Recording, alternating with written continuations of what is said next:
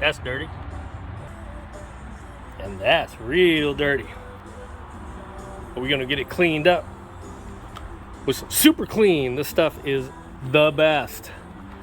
It is seriously one of the easiest products ever for cleaning. It lifts dirt, it degreases.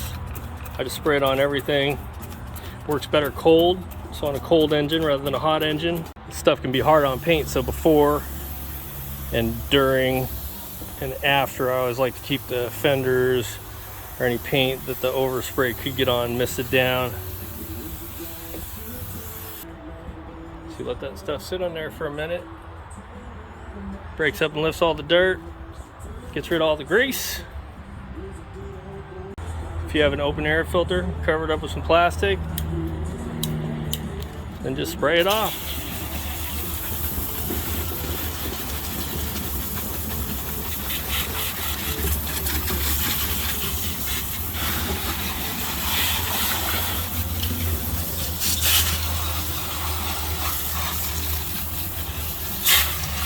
And it's a gigantic improvement without doing any wiping. So then we're gonna wipe everything off real quick. And the funny thing is, the whole reason I'm doing this is I hate working on dirty engines. So there you go. Look at that, huh?